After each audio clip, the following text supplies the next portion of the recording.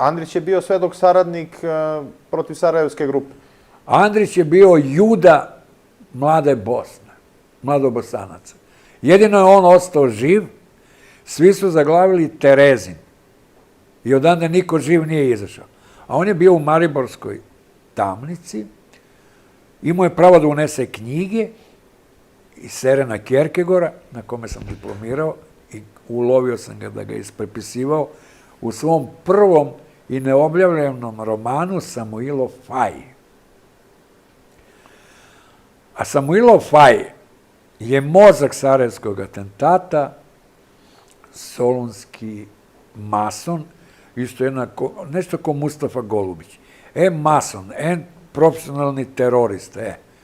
To je roman Samuilo Faj, koji on nije smeo da objavi za života, niti je objavljen, eno ga u zadužbini u rukopisu,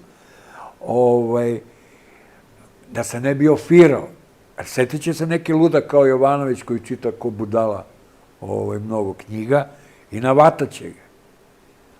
Kao što sam ga navatao, otvara se knjiga u zadužbini sa dotad nepoznatim Andrićevim rukopisima. I tu je rukopis Samuilo Faj. I meni ona Žaneta, je se tako zove, Perišić, muž je bio kod Đikija u Demokratskoj, pa je umro u Kanadi, u Torontu, u Kupatiju.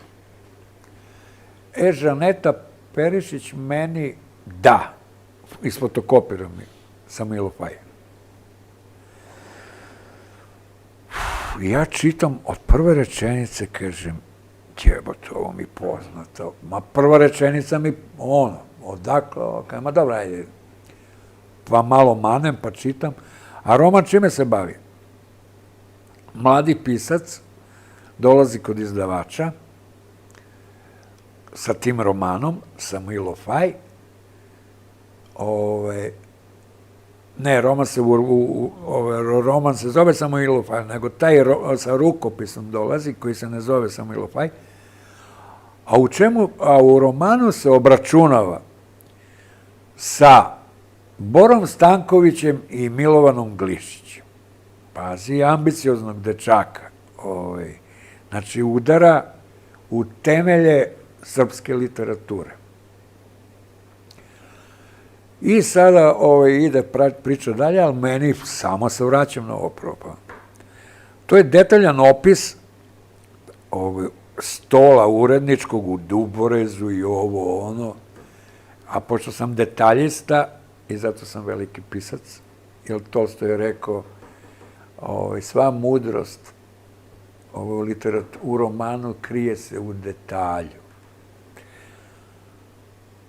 I onda ja čitam, on je kao,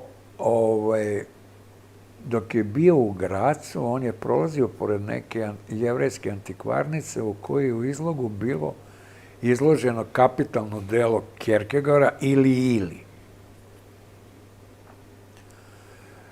I on ušao koliko košta, recimo 9 groša ili čega, on ima 3-4, dao to kao kaparu i onda nije bio živ dok nije skupio lovu da otplati knjigu. I sa tim ili Kjerkegora on ide u Mariborski zatvor. Kad sam to pročitao, ja samo dignem glavu ka moje kućnoj biblioteci, uzmem ili Kjerkegorovo, na kome sam, diplomirao, otvorim prvu stranu, dečko prepisao odatle.